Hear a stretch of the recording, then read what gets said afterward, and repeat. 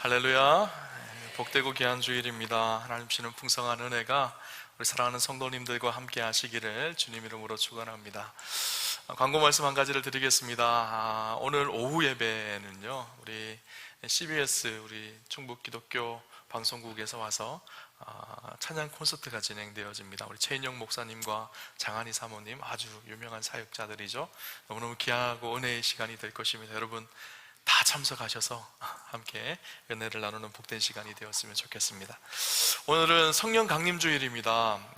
예수님이 십자가에 달리시고 50일이 지나서 오순절날 성령님이 마가의 다락방에 오로지 기도하기 힘썼던 초대교회에 임하게 되어지죠. 성령 충만했던 믿음의 사람들이 이제는 세상 속에 복음을 전하며 주의 몸된 교회를 세워가며 하나님의 역사를 이루어가게 되어집니다. 오늘 성령 강림 주일을 지내며 우리 사랑하는 성도님들에게 성령 충만한 역사가 오늘 우리에게, 오늘 이곳에서 임하는 그런 은혜가 있기를 주님 이름으로 축원합니다.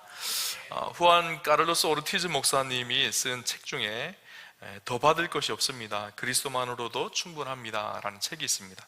그 책에 보면 이런 얘기가 나옵니다. 아르헨티나에 한 여인이 살고 있었는데 그 여인은 자신이 가지지 못한 것을 다른 사람이 가지면 그것을 증오하고 시기를 했던 그런 증오심이 많고 시기심이 많았던 여인이었습니다. 그런데 어느 날 보니까 옆집에 지붕 위에 나무 작대기 같은 게 하나 탁 세워지는 거예요. 보니까 텔레비전 안테나를 딱 세웠어요.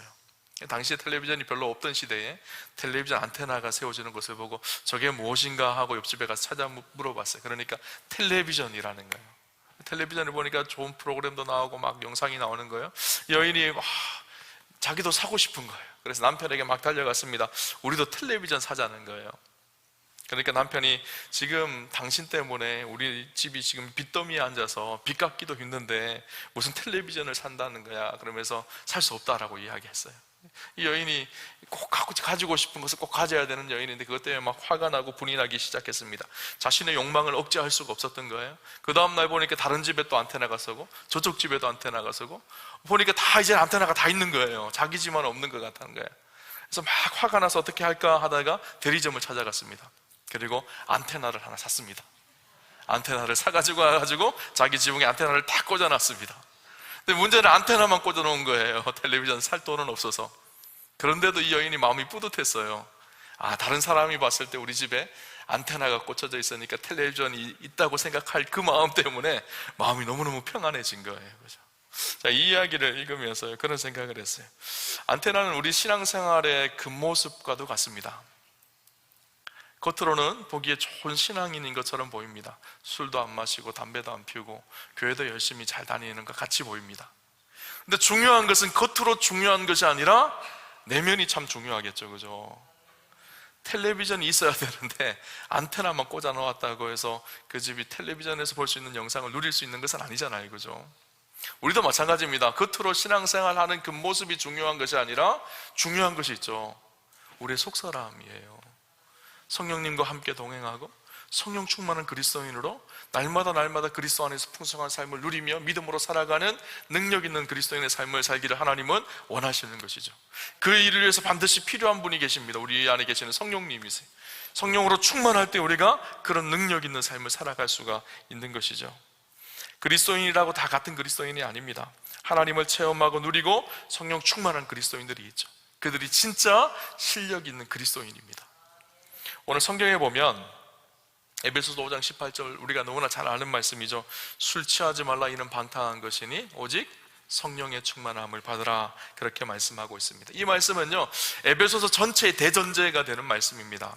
에베소서의 전반부와 후반부로 에베소서는 나누어지는데 전반부는 우리가 하나님의 은혜로 말미암아 믿음으로 구원받게 되어지는 이야기를 기록을 하고 있습니다. 그래서 오직 예수 그리스도를 통해서 믿음으로만 구원받는다는 칭의의 은혜에 대해서 이야기를 하고 있다면, 후반부는 그렇게 예수 그리스도를 믿음으로 구원받은 하나님의 백성이 되어진 우리가 어떻게 그리스도인으로 진실하게 하나님의 백성으로 살아갈 수 있는지, 옛사람을 벗고 새사람을 입고 거룩한 하나님의 자녀 되어서 살아갈 수 있는 그 이야기를 하고 있어요.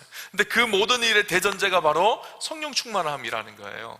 우리의 의지로 우리의 노력으로는 한계가 있습니다. 내가 거룩하게 살아야지, 오늘도 하나님 보시기에 정결하게 살아야지 의지를 가지고 결단하지만 금방금방 무너지는 것이 우리의 인생이잖아요.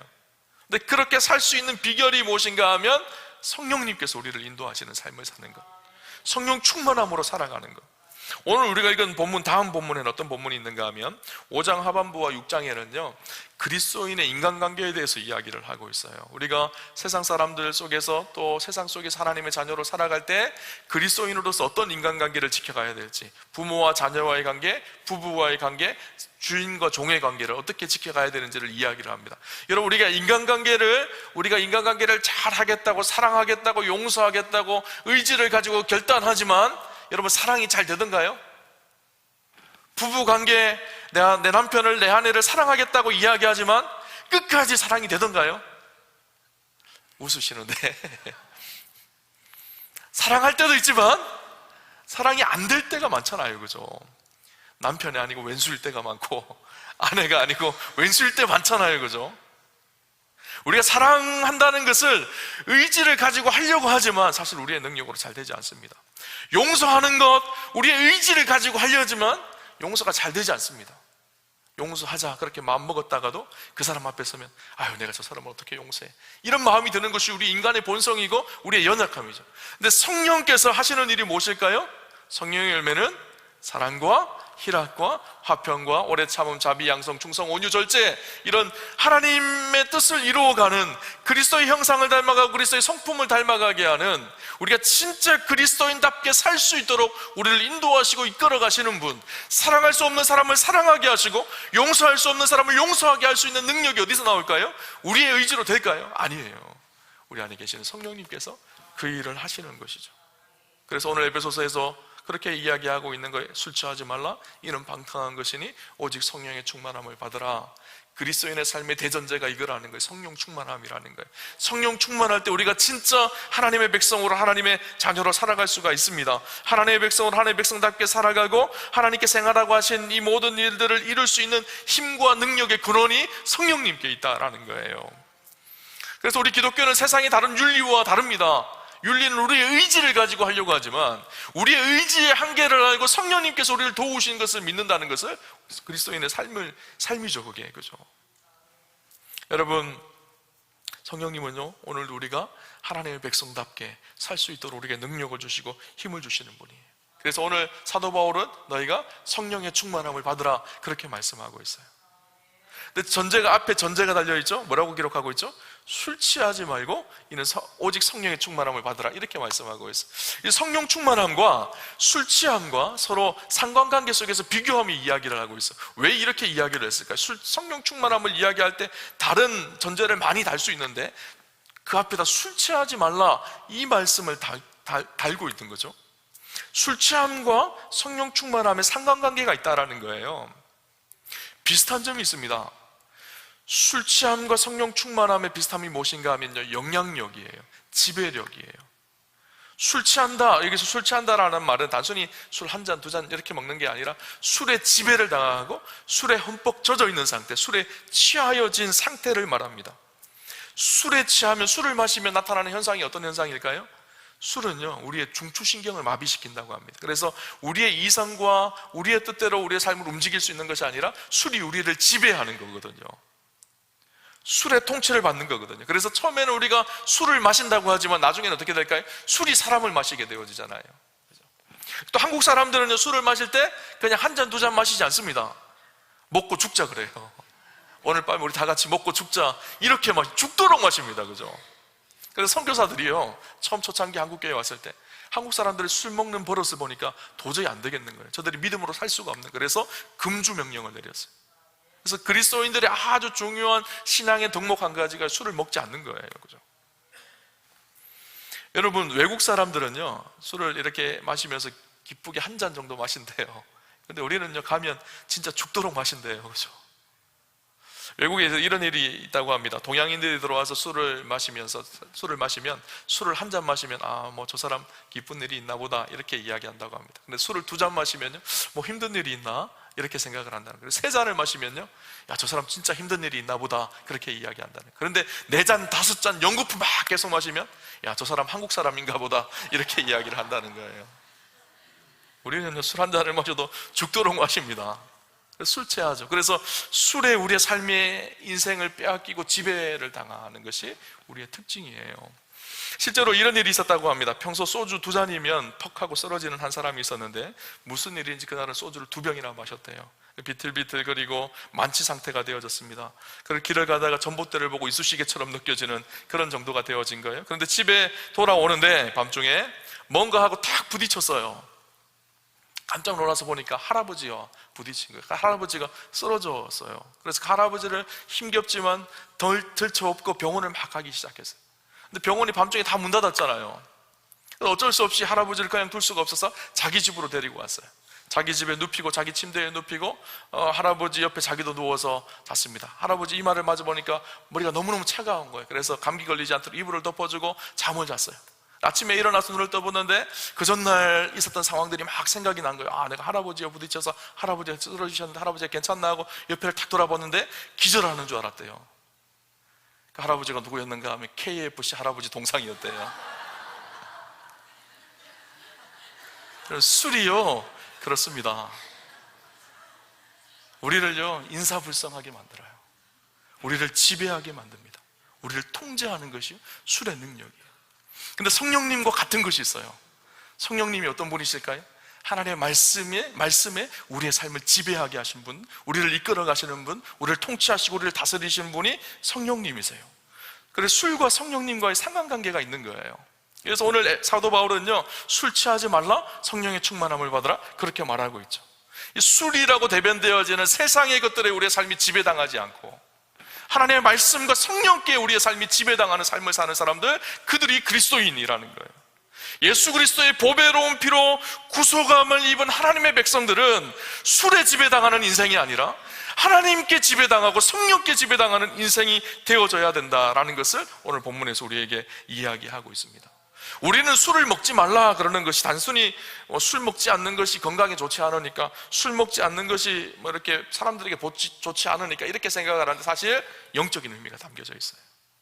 술에 지배당하는 인생이 아니라 하나님께 지배당하는 인생, 예수께 붙들림 받는 인생, 성령에 충만한 인생이 되라는 것이죠. 여러분, 날마다 우리가 고백해야 될 것이 무엇인가 하면요, 하나님, 오늘을 성령 충만함에 살아가기를 원합니다. 하나님의 은혜의 삶에 우리의 지배당하기를 원합니다. 예수 그리스도께 우리의 삶이 복종하고 지배당하기를 원합니다. 그래서 오늘 성경에 보면 술 취하지 말라 이는 방탕한 것이니, 그 다음 뭐죠? 오직 성령의 충만함을 받아라. 오직이라고 말하고 있어요.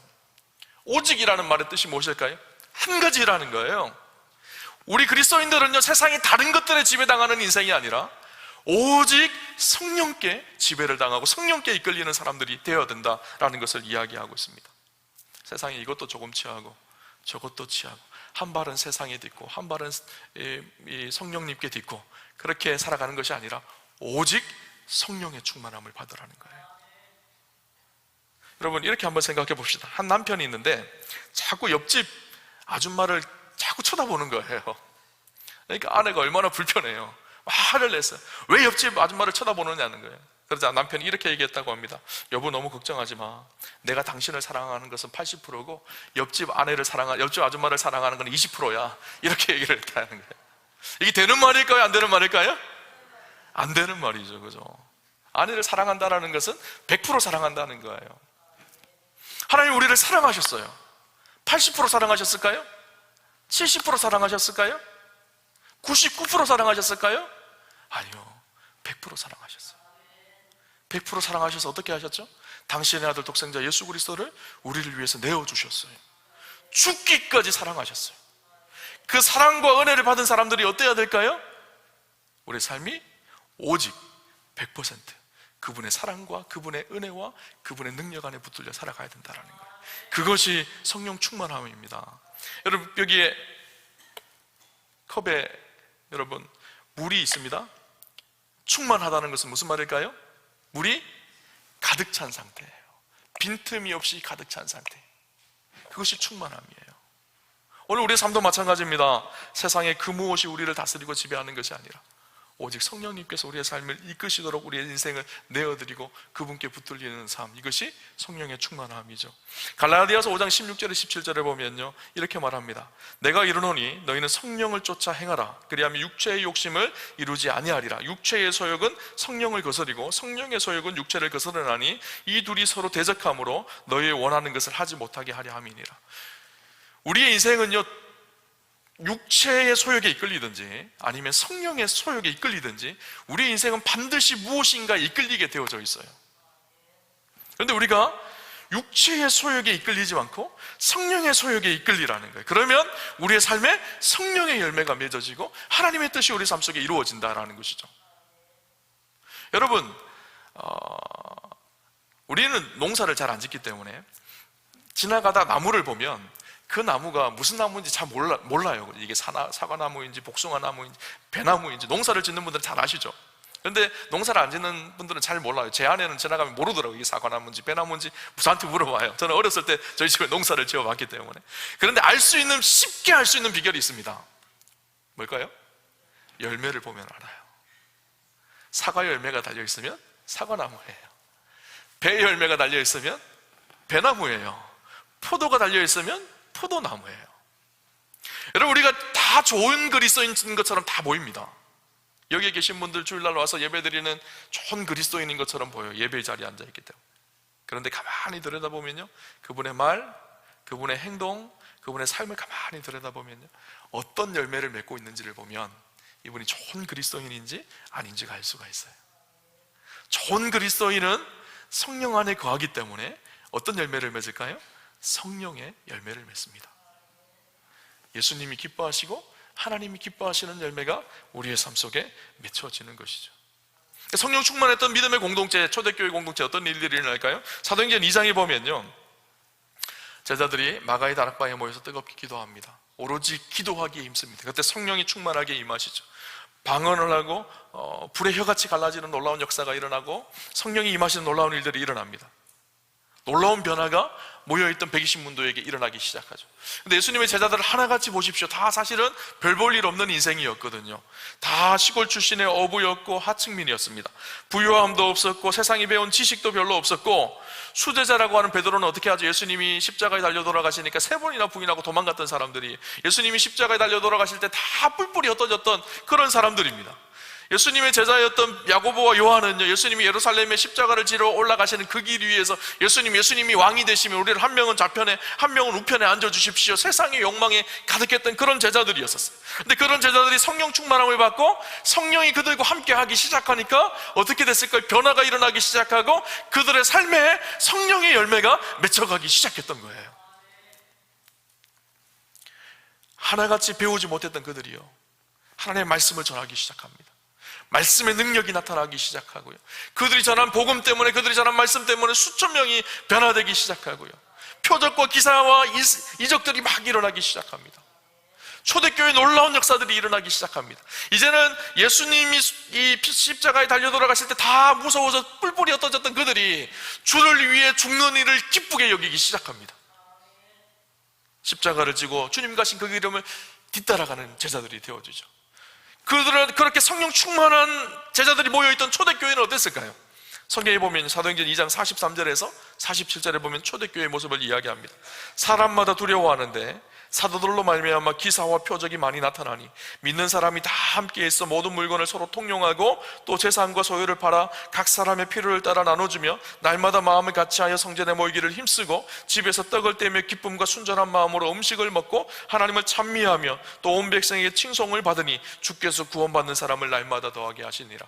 초대교회의 모습이 이런 모습이었다라는 거예요. 성령 충만한 하나님의 사람들이 모여 있으니까 놀라운 일이 일어나기 시작합니다. 사람마다 두려워했어요.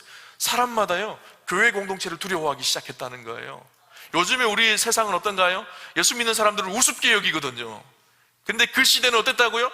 교회를 두려워하고 믿는 그리스도인의 삶을 두려워하기 시작했다는 거예요. 그들의 삶에 거룩함이 나타났기 때문입니다. 기사와 표적이 나타나기 시작하고 믿는 사람들이 자기의 물건을 팔아서 가난한 사람들에게 기꺼이 나누어집니다. 자기 집도 팔고 논도 팔고 밭도 팔아서 가난한 사람들을 섬기기 시작합니다. 서로 모여서 떡을 떼며 함께 예배하며 진실한 공동체를 이루어가기를 시작합니다. 사랑하기에 힘써가고 주님의 뜻을 이루어가기 힘씁니다. 그러니까 어떻게 되어졌을까요? 세상 사람들에게 칭송을 받고 날마다 구원받는 자의 수가 더하여지는 공동체가 되어졌다라는 거예요.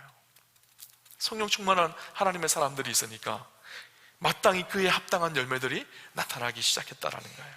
저는 우리 우암교회가요, 초대교회 같은 그런 역사가 일어나기를 주님으로 소망합니다. 초대교회 모습을 보면서 날마다 믿는 자의 수가 더하여지는 놀라운 역사가 있었습니다.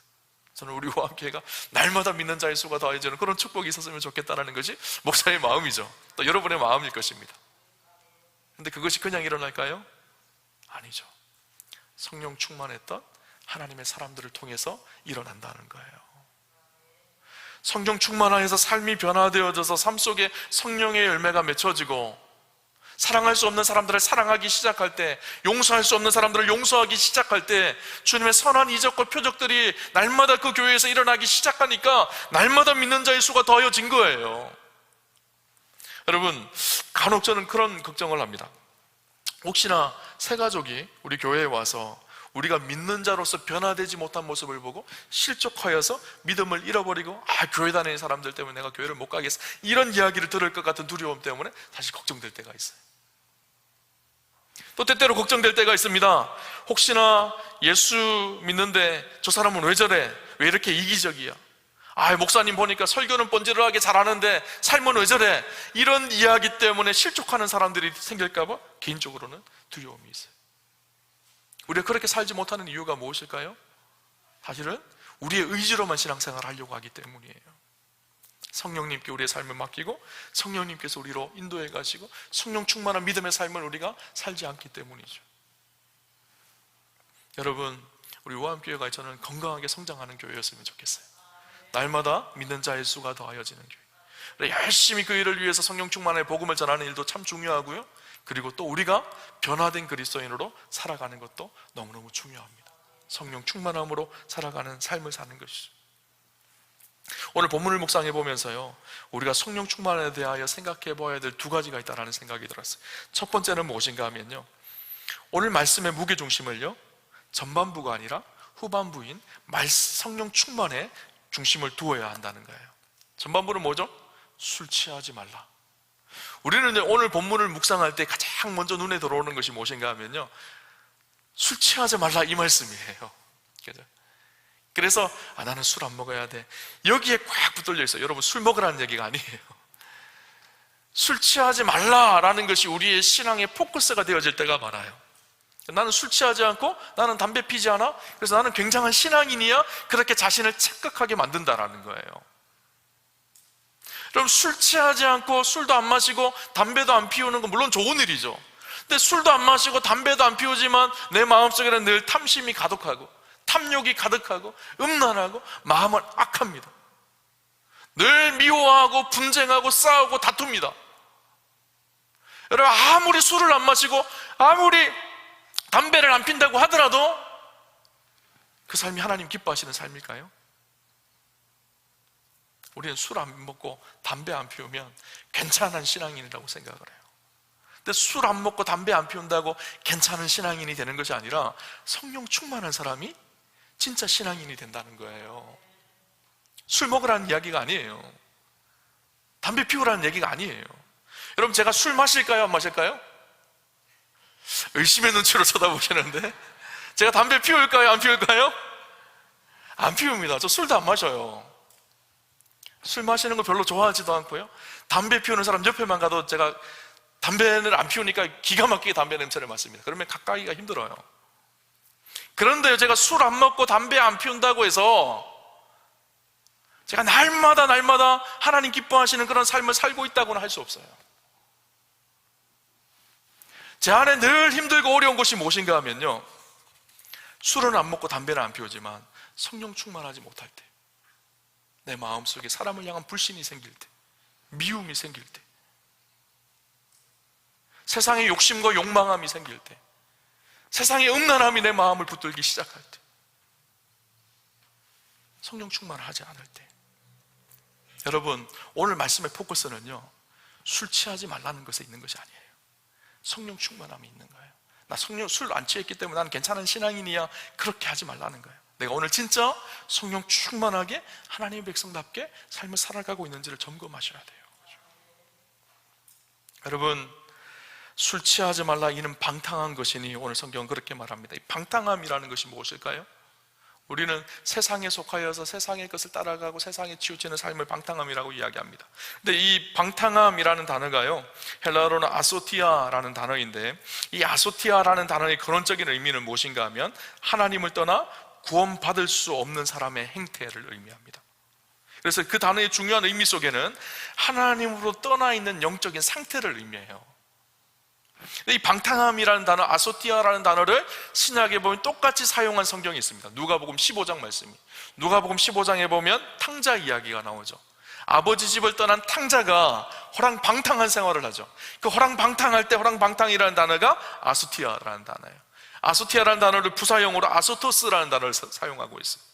여러분, 이 아소토스라는 단어는요, 하나님을 떠나 하나님의 영향력을 벗어났다라는 의미입니다. 그러니까 탕자가요, 아버지를 떠났어요. 아버지 재산을 가지고 집을 떠났습니다. 그래서 아마 방탕한 생활을 했을 거예요. 그 돈을 다 허비하고 낭비하죠. 우리는 그것을 방탕함이라고 이야기하는데, 사실 아버지의 입장 속에서는 방탕함이 무엇인가 하면요, 아버지를 떠나 있는 영적인 상황이 방탕인 거예요. 만약에 탕자가 집을 나가서 아버지 재산 가지고 재산을 잘 불려서 부유하게 되어졌으면 그것은 방탕이 아닐까요? 아니에요. 그것도 방탕이에요. 아버지 집을 떠난 영적인 상황. 우리가 술 안 먹고 담배 안 피운다고 해서 우리의 삶이 방탕한 것이 아니라는 거예요. 술을 안 먹고 담배를 안 피우지만 그럼에도 불구하고 내가 하나님의 영향력에서 떠나서 내 욕심과 정욕대로 살려고 하는 그것이 진짜 방탕함이라는 거예요. 여러분, 우리가 무엇의 영향력을 받고 있는지를 가만히 보세요. 내가 무엇의 지배를 받으며 살아가는지를 가만히 보세요. 세상의 지배를 받고 살아가고 있나요? 아니면 성령님께 지배를 받으며 살아가고 있나요? 여러분, 오늘 말씀의 강조점은 성령 충만함이 있다는 사실을 기억하십시오. 그리고 또 한 가지 오늘 우리에게 주는 중요한 메시지가 있습니다. 두 번째 우리가 봐야 될 것이 무엇인가 하면요, 성령 충만함은 일회적인 사건이 아니라는 사실이에요. 오늘 본문에 보면 성령 충만함을 받으라 할 때 이 성령 충만을 받으라는 헬라어가 플레루스데라는 단어인데, 이 단어는요, 수동태이고 굉장히 복잡합니다. 명령형이고 현재 시제입니다. 성령 충만함을 받게 되어진다는, 우리가 성령 충만함을 구할 때 하나님께 성령 충만함을 받게 해주신다는, 그런데 이것이 현재형으로 되어 있어요. 현재형, 헬라에서의 현재형은요, 지속적이고 계속적인 것을 의미합니다. 성령 충만한 것은요, 과거에 한번 받았다고 해서 끝나는 것이 아니라 계속 매일매일 삶 속에서 성령 충만함을 매일매일 받아야 된다라는 거예요. 마틴 루터는 이런 이야기를 했습니다. 우리가 매일 수염을 깎아야 하듯 그 마음도 매일 다듬지 않으면 안 된다. 한번 청소했다고 언제까지나 방안이 깨끗한 것은 아니다. 우리의 마음도 한번 반성하고 좋은 뜻을 가졌다고 해서 그것이 늘 우리 마음에 있는 것은 아니다. 어제 먹은 뜻을 오늘 새롭게 하지 않으면 그것은 또 우리를 떠나게 된다. 여러분, 매일 청소하시잖아요, 그죠? 남자분들 매일 수염 깎으시잖아요, 그죠? 그것처럼 성령 충만함은요, 매일매일 우리의 삶 속에서, 일상 속에서 지속되어져야 되는 일이라는 거예요. 여러분, 제가 새벽 기도를 하면서 새벽에 나와서 본당 제일 앞자리에 앉아서 새벽 예배를 준비하면서 본당에 앉자마자 제일 첫 번째 하는 기도가 무엇인지 아세요? 주님, 오늘 성령 충만한 삶이 되게 해주십시오. 이 기도예요. 주님, 오늘 하루의 삶이 내 욕심과 내 정욕에 이끌리는 것이 아니라 성령님께 이끌리는 성령 충만한 삶을 살게 해주십시오. 여러분, 새벽 기도에 오신 분들은 다 아실 거예요. 제가 같이 계속 우리가 통성으로 몇 가지를 기도하는데, 첫 번째 기도가 무엇인가 하면요, 오늘 하루를 살아갈 때 성령 충만한 삶을 살게 해주십시오. 우리 성령 충만하면 굉장한 신비적인 현상을 생각할 때가 많아요. 근데 그 신비적인 은사들은 나타날 수도 있고 안 나타날 수도 있어요. 그러나 성령 충만의 진짜 능력은요, 성령께서 우리를 인도하시고 하나님의 백성으로 살아갈 수 있게 하는 영이 성령님이십니다. 그분이 우리를 붙들고 하나님의 은혜 가운데 인도해요. 여러분, 그래서 우리 안에는 날마다요 치열한 영적 싸움이 일어나고 있어요. 육체의 소욕에 이끌릴 것인지 아니면 성령의 소욕에 이끌릴 것인지. 영적 전쟁이 이것이에요. 우리의 마음속에 일어나고 있는 치열한 싸움이에요. 우리가 오늘 성령님 의지하고 믿음으로 성령 충만함을 구하면요 성령 충만함을 따라 살아가게 되어집니다. 그러나 여전히 세상의 욕망과 욕심을 구하기 시작하면요 육신의 소욕을 따라가기 시작해요. 성경에 보면요, 그래서 우리가 성령 충만한 삶이 있는 반면에 반대되는 삶이 있어요. 사도 바울은 우리에게 뭐라고 얘기하는가 하면 성령을 근심하게 하지 말라. 에베소 4장에 그렇게 얘기하거든요.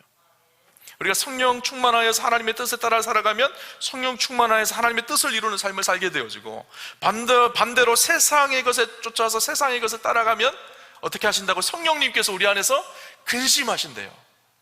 근데 이것이 더 나아가면 어떻게 되어질까요? 이제는 성령이 소멸하십니다. 데살로니가전서 5장에 보면 성령을 소멸하게 하지 말라라고 이야기합니다. 성령이 소멸한다라는 말이 무슨 말일까요? 그전에는 잘못했을 때 성령께서 근심하시며 우리를 깨우치시고 그렇게 살면 안 돼, 이렇게 그리스도인이 사는 거야, 우리 삶 속에 계속 우리를 그렇게 말씀으로 인도해 가시는데 성령이 소멸하게 되어지면요 그 말씀이 들려지지 않는 거예요. 더 이상 우리에게 말씀하지 않는 상태가 되어지는 거예요. 그렇죠? 여러분, 매일매일의 삶이요, 저는 우리 오함교회 성도님들 성령 충만하셨으면 좋겠어요. 성령께 이끌리고 성령님께 우리의 삶의 주도권을 맡기고 성령님께 내어드립시다. 매일 일어나면요, 여러분 해야 될 첫 번째 기도가 무엇인가 하면요, 하나님 오늘을 성령 충만하게 살게 해주십시오. 여러분, 우리의 이 기도는요 마치 성령 충만함을 구하는 기도는요 마치 이 마중물과 같다라는 생각이 들었어요. 여러분, 마중물 뭔지 아시나요? 예전에 우리 시골에 가면 펌프질 막 했잖아요. 지금은 수돗물 틀면 탁 나오지만 지하수를 끌어올리기 위해서 막 펌프질을 해가지고 수동으로 그렇게 막 펌프질 했잖아요. 그런데 그냥 이렇게 막 저으면 안 돼. 처음에 해야 될 일이죠, 물을 한 바가지 떠서 여기다 넣고 이렇게 막 저어야 합니다. 이 처음 떠넣는 물이요 마중물이에요. 마중물을 부어야지요 그 수압 차이 때문에 밑에 있는 물들이 끌려서 올라오는 거잖아요. 그죠? 마찬가지입니다. 오늘 하나님, 오늘 이 하루를 살아갈 때 하나님 성령 충만하기를 원합니다. 술 취하지 말라 이는 방탕한 것이니 오직 성령의 충만함을 받으라고 하신 주님, 그 말씀대로 그 명령대로 성령 충만함을 구합니다. 그렇게 기도하는 것은요 마중물이에요. 그렇게 하나님의 은혜를 구하고 성령님을 갈망하고 그렇게 기도하고 성령님을 의지하기 시작하면 그 성령님께서 우리의 삶을 다스리기 시작합니다. 성령께서 우리를 풍성한 삶으로 인도해 가기 시작하죠. 생명력 있는 그리스도인의 삶을 살게 하시는 거예요. 여러분, 성령 강림주의를 보내면서요 우리 사랑하는 성도님들 다 성령 충만하셨으면 좋겠어요. 저는 우리 우암교회가 성령 충만한 믿음의 사람들로 가득한 믿음의 공동체가 되었으면 좋겠습니다. 그래서 초대교회 같은 믿음의 역사들이 날마다 일어나는 그런 재단이 되었으면 좋겠습니다. 여러분, 그런 교회 다니고 싶지 않으신가요? 저는 그런 교회 목사 되고 싶어요. 우리 우암교회가 그런 교회가 되어서 하나님 앞에 기쁨이 되는 놀라운 역사가 있기를 주님의 이름으로 축원합니다.